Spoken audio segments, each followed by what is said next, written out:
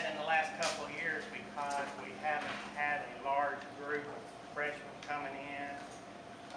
The class sizes have been down, and but this is a good year to start it back up. We got a lower freshmen, and get a couple of things across that I think every parent should know. Most coaches are this way, and just kind of get my point across of what we want out of you as parents and followers and spectators and that sort of thing. First of all, we got a great group of girls, and you all know that. Probably you all think they're better than we think they are right now. Okay, we have a lot of freshmen that are going to be in starting lineups that I've never had to deal with this before.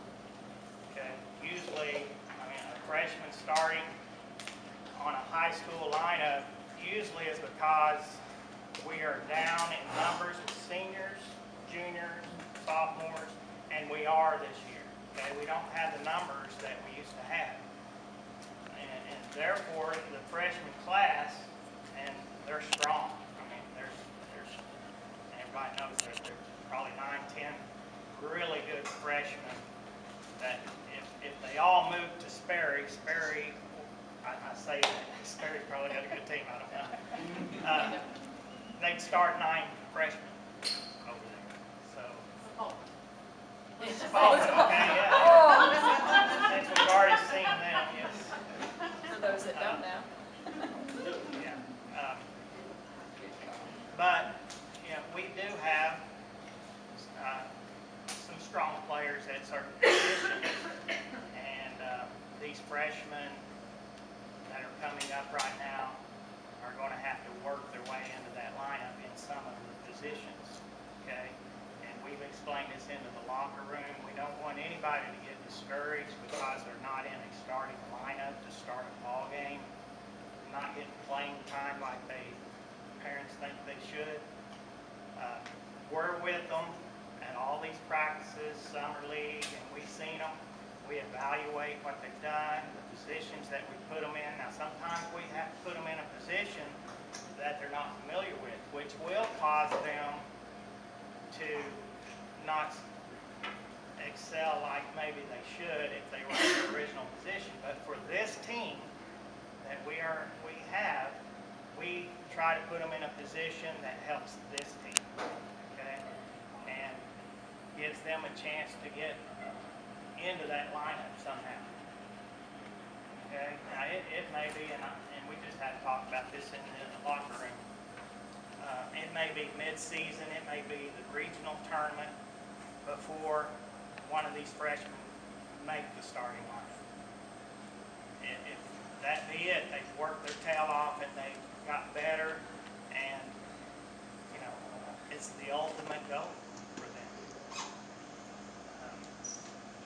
But being a freshman, a sophomore, making a high school lineup of 5A caliber that we are, it's a good feat.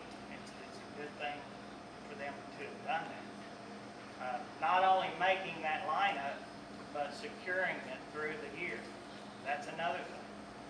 We may have a great freshman starting first 3 or 4 ball games, and we see that she's not handling the speed of the game. She's not handling the pitchers. You know, we may have to make some changes. But in practice, she looked like, you know, the greatest thing ever. So things can change as the year goes on. Now, that being said, if you need to talk to coaches in any way, do not do it after a ball game. Okay? Do not do it during a ball game or after a ball game. Do not attack a coach. Sleep on it. Okay? Think about what you want to say and make a meeting with us, and we will meet with you the following day. Okay? And we've talked about this for years. We don't like to have meetings about playing time. Okay? This is competitive ball. You're in high school.